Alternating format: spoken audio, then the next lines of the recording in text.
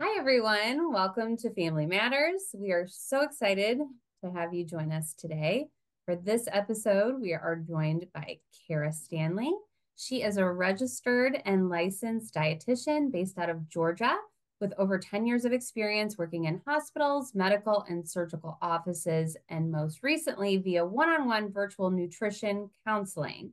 She specializes in weight management, but has worked with patients and clients in all kinds of areas including diabetes and cardiac health, many of which fall into the older adult age range. Thank you so much for joining us, Karah. Hi, thank you for having me. I'm excited to learn more. So we'll just jump right in. First, could you explain a little bit about your role as a dietitian and how that role has impacted the lives and families of the older adult? Sure.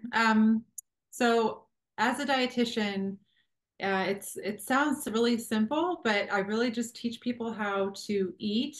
And I know that's like I said, that sounds pretty simplistic, but a lot of people have been eating in a certain way their entire lives, and somewhere along their lifetime, they may find out that they've got health issues or things like diabetes or high cholesterol, or maybe they're living in with obesity or something of that nature, and they need someone to help them sort of revamp how they are feeding their bodies to help meet their nutrition goals or their overall health goals. Um, Really, even if there's not any health issues that they're encountering, maybe they're not happy with the way that they look, or they need to gain weight, or um, if you're talking about someone who has had some dental trouble, or they've had a stroke and they have trouble swallowing, sometimes they need to still get the proper nutrients for their body, but they need to change the forms of their food, things that are softer or easier for them, their digestive system to handle. And that can be really scary because we have to eat, every single day. You've got to eat throughout the day and feed your body, and make those decisions multiple times a day.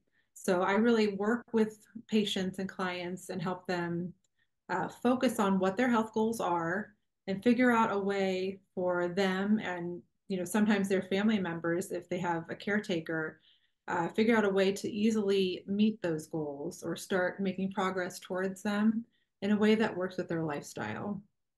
It's almost like you take for granted, just eating every day and not realizing how the food that you eat actually has to fuel your body in a healthy and nutritious way. And I Yeah, can understand how that relearning can take some time. absolutely. We kind of get set in our ways, our food preferences, and it's hard to sort of see outside what you know. Sometimes people don't know how to cook, or they've had someone else doing their cooking for them, and they need help to start to make those choices and those meals on their own now. So I'm not a great cook, but I can teach people sort of ways to make things happen on their own, so that they can start taking care of themselves a little bit better. It's great. I'm really excited to talk a little bit more about nutrition with you because in my experience as a speech language pathologist, I've worked with patients for, the past 17 years and older adults on eating and swallowing. And so much has to do with nutrition and working with dietitians and figuring out food preferences and ways to make sure that they're meeting their nutritional needs. And in my experience, a lot of times the older adult, they shy away from protein and fat and calories. Can you speak on if this is a common myth or if this is a fact that older adults should stay away from those ingredients or those choices of protein, fat, and calories? Yeah, it is a fact that they are definitely having those concerns, but they need to incorporate proteins and calories and carbs and fat. There has to be a good, healthy balance of all those things. Um, it can be difficult too to get people to open up and talk to you about what they're eating, because it is so personal, and they don't. It's easy for people to start to feel judged once you start asking them to open up about those kinds of things. But the bottom line is that we do need calories, and we do need a good balance of protein, fat, and carbs every single day. And there can be several reasons about why people shy away from certain foods. that can be things like they're scared of gaining weight. As we age, our metabolic rates, our metabolisms, those change over time. And very often they'll start to decrease. And that's just a natural progression. But if we aren't changing how we're eating when those things happen, then there can be a little bit of weight gain, and that can be a little off-putting for some people. Yeah, that Um, makes sense. yeah, if you're not planning on that, that's your identity, and then you start to change, and that can be hard to deal with. Another thing is with talking about protein, if you are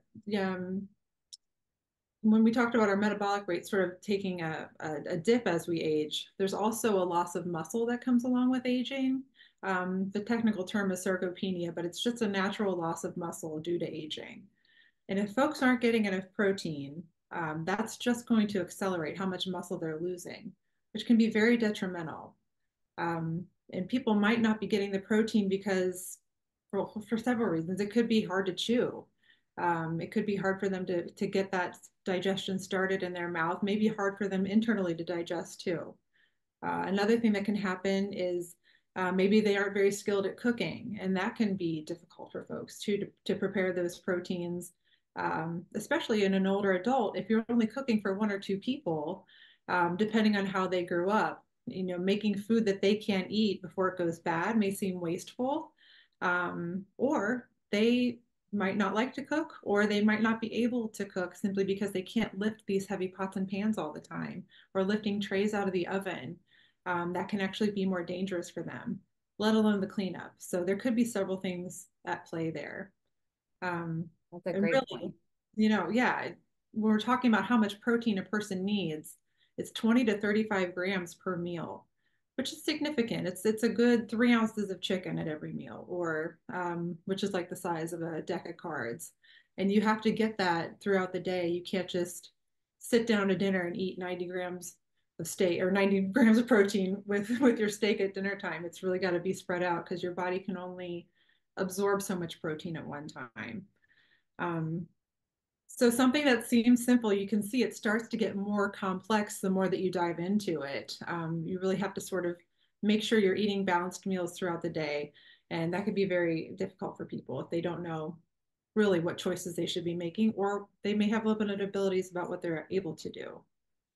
Wow, that's so interesting. When you say you put it 3 ounces of chicken is about the size of a deck of cards, I can see how that could go overlooked, especially if, as you said, the older adult has all of these other challenges and meal preparations. So, Mhm. are there are there any other common myths that you come across in your profession that you would like to debunk? Yeah, so many. I'll try to just pick a few. Right off the top of my head, the first one that comes to mind is it's easy for people to think that they don't need to eat fresh foods like fresh veggies and other plants, vegetables, because they can get that through a vitamin. And the vitamins are a great safety net, but really most of our nutrition should come from our diet because our body knows what to do with that. It can break it down, it can use those nutrients very well. And it's easy to overdo it when you're taking supplements like vitamins. The numbers of nutrients you're getting from a vitamin may be way more or not enough, depending on what type of person we're talking about. So, and that doesn't even begin to talk about what you don't get in a vitamin that you would get from fresh foods like fiber, and other wonderful like antioxidants and things that could go missing from just having a vitamin. So that's one thing. I see that a lot. People say, I don't need to eat that stuff. I take a vitamin every day. So that's a very common myth. Another one, so my specialty being in weight management too, is that crash diets are a good idea. And what I mean by crash diets, that I mean like eating 500 calories, for a week to lose X amount of pounds. That can be very dangerous. You will see weight loss if you do that for a certain amount of time, but you're going to do a lot of damage in the meantime if you're sort of doing crash diets to lose weight. You're losing a lot of water. You're losing mostly muscle too when you're doing that. So you're losing weight, but it's doing a lot more harm that's hard to undo once it's done. So don't do a crash diet. Thank you. Those are definitely some common myths. So I appreciate knowing the actual facts, and I'm sure our families do too. Right, The right. the next question I have for you is regarding the older adult, having a fall and breaking bones as a result of a fall, they're pretty common. So, what about nutrition to support muscle mass and to prevent bone loss, which could help reduce the impact from falls? So, are Right. there any foods to eat or foods to avoid which could help support these two key areas for the older adult? Yes, absolutely. So we talked a little bit about muscle and how we naturally start to lose that as we age. So making sure that you are getting protein at every meals, and really aiming for lean sources of protein, such as chicken, fish, beef, but also beans and soy products, things like that are going to give you good protein too. So that's a really good way to make sure that you're doing your part to maintain the muscle mass that you do have, so you can lessen or maybe mitigate a little bit that muscle loss. When it comes to bone density, too, calcium and vitamin D are really what you're going to hear talked about most. Calcium, I believe it's 1,000 milligrams per day for adults and men that are 50, 51 to 70, I want to say. And then that actually goes up to 1,200 milligrams a day once they're over the age of 70. Same for women, too. Women, it's going to be 1,200 milligrams per day through their adult life. You can get Wow. calcium from dairy products. We all know that, but also from foods like broccoli and kale and tofu. Dairy products are all going to give you calcium also. So that's a good thing. That's a Um, lot of calcium. So how much would be in a serving, like just comparative speaking, like if a glass of milk or, a mhm. side serving of broccoli, how much calcium is? Yeah. So I know with milk, it's going to be about 300 milligrams in a glass of milk. So if you have like a dairy item, a couple times a day, you're going to get halfway to that goal. But then also having broccoli will give you not quite as much calcium as you would see in a glass of milk, but it's definitely going to help. So if you find that you're having people not able to meet those amounts or those recommended allowances for every day, supplementation is always an option. So definitely talking to your doctor about how much supplementation you would need is always key for that. Okay, that's great to know. At the BCAT, we talk a lot about brain health and a lot of components with brain health. Is there a correlation between leading a healthy diet and cognition and overall life longevity? Yeah, definitely. With brain health, food can help you maintain that sharpness of mind if you're incorporating the right types of foods. The first thing that comes to mind is pretty simple, and that's water, making sure we're staying hydrated. It's easy to start seeing a lot of dehydration as people start to age. And that could just be because they don't remember to drink as much, or they have trouble walking around their house to get to the bathroom fast enough, or less control in those areas. You're just sort of sharper if you've had enough water in your day. When we're talking more about food sources, it's going to be things like omega-3 fatty acids that you can find in fish, fatty fish, salmon, trout, tuna. And you'll also find that in walnuts, chia seeds, flax seeds. That's going to give you those good omega-3s to help keep your mind sharp. Another one would be B vitamins like B6, B12. Those are found in a lot of fortified cereals, a lot of milks. You'll find that's going to help to sort of stave off that cognitive impairment, things that can lead to Alzheimer's too. So B vitamins, omega-3s, antioxidants, which you'll find in really colorful vegetables and fruits. Antioxidants, I know that's sort of a buzzword that gets thrown around a lot, but what they do is they help control free radicals, things that can do a lot of damage to our cells. It'll help sort of eliminate those free radicals in our system so that they're not damaging the cells in our body, especially when it comes to your brain health. How about are there any foods to avoid in order to live to or to try to increase the overall life longevity or to improve your brain health? Are there any, foods to avoid? Yeah. So foods to avoid. I hate telling people that there's foods that they can't eat. So there's room for everything, but little choices you make sort of like controlling how much alcohol you have every day. Not drinking too much alcohol. That can help sort of preserve your mind, but also that's good for something else we talked about, which is bone density too. Not having too much caffeine every day. I think the limit for most people, if you don't have any heart conditions or anything, is going to be like 2 cups of coffee a day, for example, 2 normal cups of coffee. And not having a lot of processed sugar and soda, things like that. That alcohol, the caffeine, the too much of the phosphorus that you find in soda, that stuff can sort of leach calcium from your bones and your body. So that sort of um, makes that bone loss even worse. So sort of watching how much of those things you're getting in your diet every day is very important. Um, so those are things that you might want to limit, not necessarily avoid altogether. Sure, you got to live, but in moderation. Right? Yeah. So sometimes healthy eating and making these healthy choices can be difficult. As you mentioned, you have to teach people, they've been doing it one way their whole lives, and now they're having an issue, or maybe they're not having an issue, but they could, be having an issue, or they're on, kind of the cusp of developing something. Do you have any tips or pointers on how to get started on making healthy choices and doing healthy things when it comes to their nutrition and diet, just to help maintain and help to lead a healthy lifestyle? Yeah, it really can be overwhelming, especially when you're talking about things that impact our health. And we all want to live the longest, healthiest life that we can. It can be overwhelming though if you don't know where to start.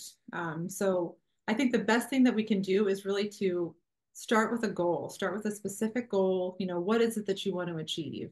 And if it's a really big goal, that's okay, but it might be helpful if you can sort of break that down into smaller pieces too. So you can start making some progress and not feel so overwhelmed.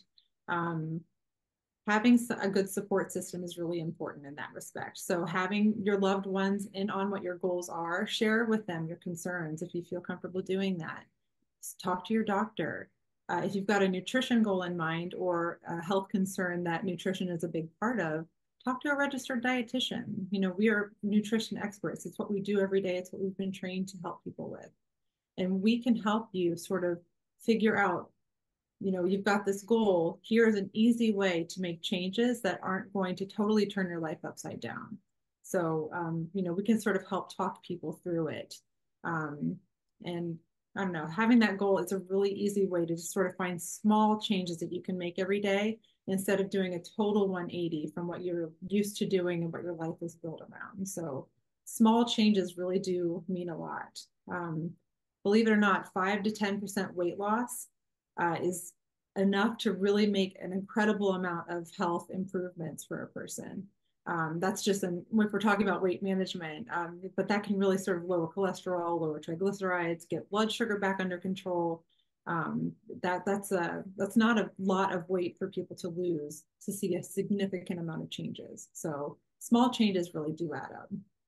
And I like how you said the support system, as with any lifestyle change or with any change of, a medication or a change in related to health, having that support system is so key. So talking to your loved ones and being open and honest with your healthcare providers, seeking out a registered dietitian to help support you to reach your goals is, I think, an excellent piece of advice. Absolutely. Yeah, it's hard to do it alone. For sure. So we're running out of time. So just we'll wrap up with just one last question. Karah, I just want to see if you have any last words of advice on this topic or anything else that you'd like to share with our families listening in. Sure. Yeah, we talked about a lot of things. We talked about keeping a sharp mind, preserving your muscle to prevent falls and bone density, and just living a healthier, longer life. But it really comes down to one simple thing, and that is to make sure you're eating a good, healthy diet that's inclusive of a lot of wonderful foods, things that are going to include, lean proteins, plants and vegetables and fruits, good healthy fats, low fat dairy to get protein and calcium, and of course lots of fiber. Um, and then finally, making sure that we didn't really talk about this much, but moving more, making sure that you're getting that movement in is so important to help preserve the muscle that you have, preserve the bone density that we have. And then, we talked a little bit about the bone health too, but vitamin D, you can get that from sunlight, and that's going to help you use all those, that wonderful calcium that you're using to preserve your bone density too. And also, don't forget that social connection. Communicate with your family and friends. That's so important in making sure that you are living a happy, long life. That is so great. Thank you so much for taking the time to share with all of our families your knowledge and your expertise. I'm sure that our families highly value your input. I know I've learned a lot, and I think they have too. Thank you, everyone, for joining us, and stay tuned for our next Family Matters episode. Bye bye.